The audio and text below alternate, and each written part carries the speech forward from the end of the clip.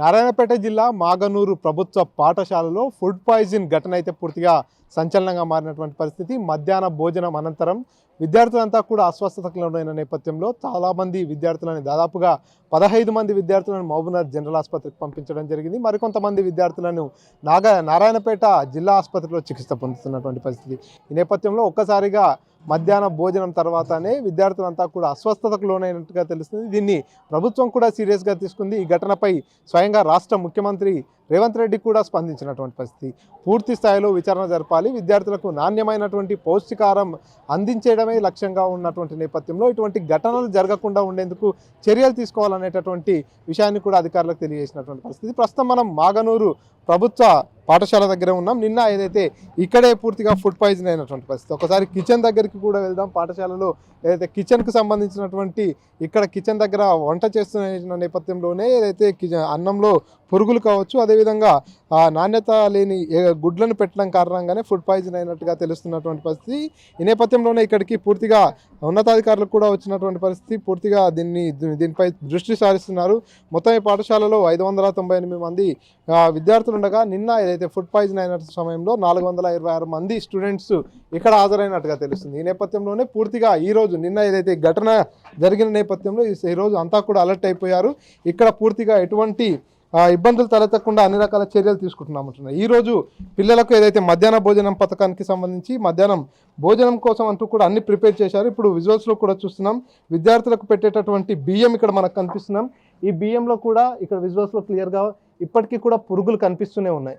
So చూపిస్తున్న విజువల్స్లో చాలా క్లియర్గా తెల్ల పురుగు కావచ్చు, ఎర్ర పురుగు కూడా ఇక్కడ కనిపిస్తుంది. సో ఇప్పుడు కూడా దాదాపుగా 100 మంది విద్యార్థులంతా కూడా అస్వస్థతకు లోనైన తర్వాత కూడా విద్యార్థులకు అందించేటటువంటి బియ్యం చూస్తున్నాం విజువల్స్లో. ఇక్కడ చూడవచ్చు, ఇక్కడ ఎరుపు పురుగు ఇక్కడ కనిపిస్తుంది, మనకు చాలా క్లియర్గా కనిపిస్తుంది. అదేవిధంగా ఇక్కడ కూడా చూడవచ్చు, ఇక్కడ అసలు చాలా వరకు కూడా బియ్యం మొత్తం కూడా పురుగులే దర్శనమిస్తున్నటువంటి పరిస్థితి. ఎటు చూసినా కూడా ఎర్ర పురుగు, అదేవిధంగా తెల్ల పురుగు కూడా కనిపిస్తుంది. సో ఇటువంటి బియ్యాన్ని ఇంత ఘటన జరిగిన తర్వాత కూడా ఏకంగా రాష్ట్ర ముఖ్యమంత్రి ఈ ఘటనపై సీరియస్గా స్పందించారు.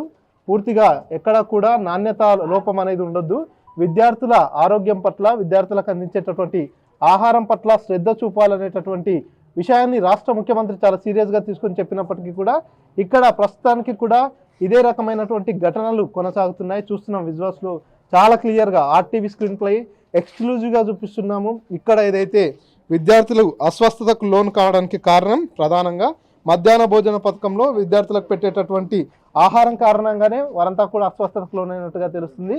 సో ఈ నేపథ్యంలోనే ఇక్కడికి ఉన్నతాధికారులు వచ్చి పర్యవేక్షిస్తున్నప్పటికీ కూడా ఇప్పుడు ఏదైతే విద్యార్థులకు అందించేటటువంటి బియ్యంలో కూడా నాణ్యత లేని విషయాన్ని కూడా చాలా క్లియర్గా కనిపిస్తుంది. బియ్యంలో పూర్తిగా పురుగులు అనేటివి కనిపిస్తున్నటువంటి పరిస్థితి. సో ఇది పరిస్థితి. సో విద్యార్థులకు మధ్యాహ్న భోజన పథకంలో భాగంగా ఆహారాన్ని ఏర్పాటు చేస్తారు. నిన్న ఏదైతే దాదాపుగా 100 మంది వరకు విద్యార్థులు వాంతులు, విరేచనాలు, తలనొప్పులతో కూడా బాధపడ్డటువంటి పరిస్థితి. ఈ నేపథ్యంలోనే అధికారులంతా కూడా చాలా సీరియస్గా తీసుకున్నారు. ఈ ఘటనపై ఇప్పటికే పాఠశాల హెడ్ మాస్టర్తో పాటు ఎంఈఓను కూడా సస్పెండ్ చేసినట్టుగా తెలుస్తుంది. ఎవరైతే నిన్న విద్యార్థులకు వంట చేశారో ఆ వంట కార్మికులను కూడా సస్పెండ్ చేసినట్టుగా తెలుస్తుంది. సో ఇప్పుడు ప్రస్తుతం హాస్టల్లో భోజనం చేసేటటువంటి వారి చేత ఇక్కడ వంట చేస్తున్నట్టుగా తెలుస్తుంది. సో ఇక్కడ చూస్తుంటే పూర్తిగా డిఓ కావచ్చు, అదేవిధంగా ఆర్డీఓ గారు కూడా ఇక్కడే ఉండి పూర్తిగా దగ్గరుండి పర్యవేక్షిస్తున్నారు. ఒకసారి ఆర్డీఓ గారితో మాట్లాడదాం. సార్ చెప్పండి, ఏంటి అసలు నిన్న ఫుడ్ పాయిజన్ అయింది, దీనిపై రాష్ట్ర ముఖ్యమంత్రి కూడా చాలా సీరియస్గా స్పందించారు. అయినప్పటికీ కూడా ఇప్పుడు విద్యార్థులకు పెట్టేటటువంటి అన్నంలో కూడా ఆ బియ్యంలో కూడా ప్రిపేర్ చేస్తున్న బియ్యంలో పురుగులు కనిపిస్తున్నాయి. ఏం చెప్తారు? ఇప్పుడు రైస్ మేము గోడౌన్ నుంచి తీసుకొచ్చాము. దాంట్లో కొద్ది నిల్వ ఉన్న రైస్ అనేది తెలిసిన తర్వాత ఇప్పుడు రొటీన్ చేయడానికి డిఎం ఇక్కడే ఉన్నారు. రొటీన్ చేసేస్తాము. ఇప్పుడు ఏజెన్సీ వాళ్ళని మేము బయట హాస్టల్ నుంచి తెచ్చిన వాళ్ళని చెరిగి మళ్ళీ 4 సార్లు కడిగి పురుగులు లేకుండా వండి పెట్టమని ఆదేశించాం. దగ్గరుండి చేస్తున్నాము. ఈరోజు ఎటువంటి పురుగులు కానీ ఏమి ఉండకుండా చేస్తాం.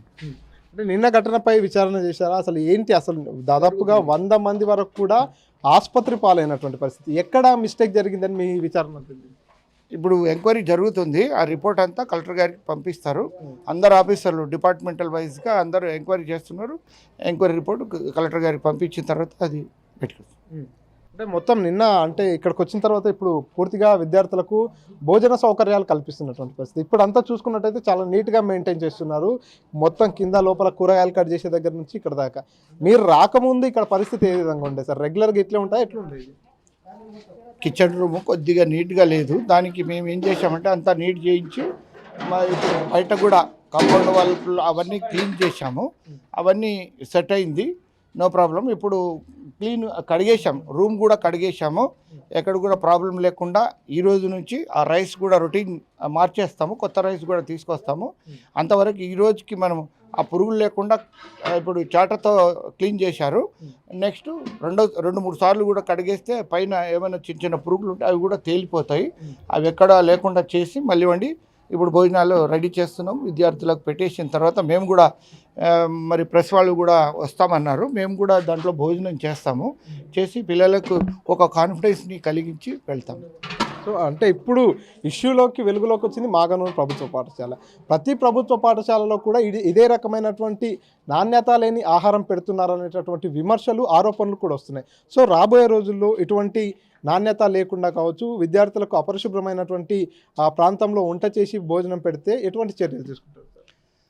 ఏదైతే కలెక్టర్ గారు మార్నింగ్ ఆదేశాలు ఇచ్చారు, ఏ ఏజెన్సీ అయినా ఇప్పుడు ఎక్కడెక్కడ ఎటువంటి పరిస్థితుల్లో ఉన్నారో వాళ్ళందరినీ ఎంక్వైరీ చేసి ఇవ్వమన్నారు. అందరు ఆఫీసర్లను కూడా ఇన్స్పెక్షన్ చేయమన్నారు. ఏజెన్సీలో ఎక్కడ కూడా జిల్లాలో ఇటువంటి రొటీన్ ఎప్పుడు కూడా జరగకుండా చూడమని చెప్పారు, ఆదేశించారు. దాని ప్రకారంగా అంతా సెట్ చేస్తాం. సో ఈ ఘటనపై ఇప్పటిదాకా ఎంతమందిపై యాక్షన్ తీసుకున్నారు? ఇప్పుడు యాక్షన్ గురించి నేను చెప్పలేను. కలెక్టర్ గారికి రిపోర్ట్ పంపిస్తాము, దాని మీద యాక్షన్ ఉంటుంది.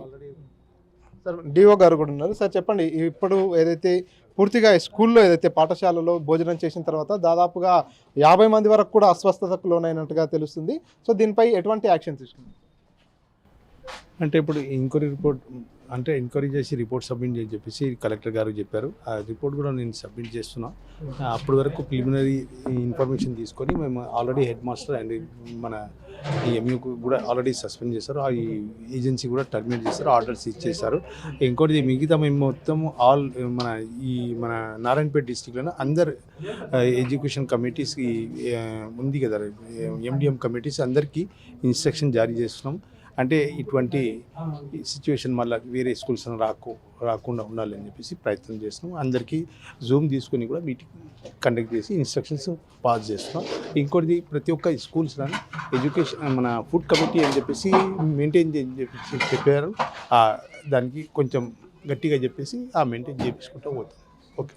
అంటే నిన్న విద్యార్థులంతా అస్వస్థతకు గురి కావడానికి ప్రధాన కారణం ఏంటని తెలిసింది మీ విచారణలో? అంటే మామూలుగా ఉడకని అన్నం ఉంది, గుడ్డులో కూడా కల్తీ ఉందంట. అదే డాక్టర్స్ వాళ్ళు రిపోర్ట్స్ ఇస్తా అని చెప్పారు. దాని తర్వాత మనం కన్క్లూడ్ చేస్తాం. అంటే ప్రాథమికంగా చెప్తున్నారు కదా, కొంచెం పిల్లలు చెప్పారు కొంచెం అన్నం సరిగా ఉడకలేదని చెప్పారు, ఓకే అని చెప్పేసి చెప్పారు. దాని ప్రకారం మేము యాక్షన్స్ ప్రపోజ్ చేశారు కదా, నెగ్లిజెన్సీ ఆఫ్ డ్యూటీస్ అని చెప్పేసి. ఇంకా మేము ఫర్దర్ ఏం ఇన్ఫర్మేషన్ మనకు డాక్టర్ సార్ కానీ శాంపిల్స్ తీసుకున్నారు, వాళ్ళు రిపోర్ట్ ఇచ్చిన తర్వాత మళ్ళీ ఫర్దర్ యాక్షన్ ప్రపోజ్ చేస్తాం. రాబోయే రోజుల్లో ఎటువంటి ఘటనలు పునరావృతం కాకుండా ఉండేందుకు ఎటువంటి చర్యలు? అంటే చెప్పారు కదా, నేను ఆల్రెడీ డిస్ట్రిక్ట్లో మొత్తం అందరికీ ఇన్స్ట్రక్షన్స్ ఇస్తున్నాం. దాదాపు ఈ నెక్స్ట్ ఇటువంటి రాకుండా అని చెప్పేసి మేము కూడా ప్రయత్నం చేస్తున్నాం. మేము కూడా ఇన్స్ట్రక్షన్స్ ఇష్యూ చేస్తున్నాం. జూమ్ మీటింగ్ తీసుకొని వాళ్ళ ప్రతి ఒక్క హెడ్ మాస్టర్కు అలర్ట్ చేస్తాం. Okay, thank you. చూస్తున్నాం ఇది పరిస్థితి. ఏదైతే ఇక్కడ అస్వస్థతకు లోనైనటువంటి నేపథ్యంలో దాదాపుగా 50 మంది పైచిలుకు విద్యార్థులంతా కూడా ఆసుపత్రి పాలైనటువంటి ఈ ఘటన నేపథ్యంలోనే పూర్తిగా ఈ పాఠశాలకు సంబంధించినటువంటి హెడ్ మాస్టర్తో పాటు ఈ మండలానికి సంబంధించినటువంటి విద్యాశాఖ అధికారి అయినటువంటి ఎంఈఓను కూడా ఇప్పటికే విధుల్లో నుంచి తొలగించడం జరిగింది. ఈ పాఠశాలలో వంట చేసేటటువంటి వంట కార్మికులను కూడా సస్పెండ్ చేసినటువంటి పరిస్థితి, వారి కాంట్రాక్ట్ కూడా రద్దు చేశామంటారు. ఒక్కసారి పాఠశాలలో కిచెన్ ప్రాంతం ఎట్లుందో ఒకసారి పరిశీలించే ప్రయత్నం చేద్దాం. సో ఇప్పుడు ఈ ఘటన తర్వాత కిచెన్ అంతా కూడా పూర్తిగా క్లీన్ చేసేసారు. కిచెన్లో ఇది కిచెన్ రూము. విద్యార్థులందరికీ కూడా ఇక్కడే వంట చేస్తుంటారు నిత్యము. వంటకు సంబంధించినటువంటి సామాగ్రిని భద్రపరచడం కావచ్చు, వంట చేయడానికి సంబంధించిన సామాగ్రిని పెట్టుకునేందుకు కూడా ఈ కిచెన్నే వాడుతుంటారు. సో ఒక్కసారిగా ఈ ఘటన కలకలం రేపిన నేపథ్యంలో పూర్తిగా ఈ రోజు ఉదయం జిల్లా కలెక్టర్ కూడా ఇక్కడికి రావడం జరిగింది ఈ పాఠశాలను. అదేవిధంగా ఈ పాఠశాలలో ఉండేటటువంటి కిచెన్ని కూడా పూర్తిగా పరిశీలించిన నేపథ్యంలో అధికారులకు ఎలాంటి ఇటువంటి పరిస్థితి మళ్ళీ రిపీట్ కాకుండా ఉండేలా చర్యలు తీసుకోవాలంటూ కూడా ఆదేశాలు జారీ చేయడంతో పాటు అధికారులను సస్పెండ్ చేసిన నేపథ్యంలో పూర్తిగా ఆర్డీఓ కావచ్చు, డిఓ ఇక్కడ ఉండే పూర్తిగా ఈరోజు విద్యార్థులకు మధ్యాహ్న భోజన పథకం ఏదైతే ఉందో ఈరోజు మధ్యాహ్నం ఆ భోజనం అందించేటటువంటి కార్యక్రమాన్ని అంతా కూడా వారి దగ్గర నుండి చూస్తున్నటువంటి పరిస్థితి. పూర్తిగా విద్యార్థులకు సంబంధించి రైస్ కావచ్చు, అదేవిధంగా కూరగాయలు కూడా ఇక్కడ ప్రిపేర్ చేస్తున్నటువంటి పరిస్థితి చూస్తున్నాం. వారికి సంబంధించినటువంటి బియ్యం కూడా చూసాం ఇందాక, బియ్యంలో కూడా పురుగులు కనిపించినటువంటి పరిస్థితి కాబట్టి ఆర్డీఓ గారు స్పందించారు. ఆ పురుగులంతా కూడా లేకుండానే క్లీన్ చేసిన తర్వాతనే వంట వండిస్తామంటూ కూడా తెలియజేస్తున్నటువంటి పరిస్థితి. మరిన్ని వీడియోస్ కోసం ఛానల్ ని సబ్స్క్రైబ్ చేయండి. లేటెస్ట్ అప్డేట్స్ కోసం వాట్సాప్ ఛానల్ ని ఫాలో అవ్వండి. అండ్ లింక్ డిస్క్రిప్షన్ లో ఉంది.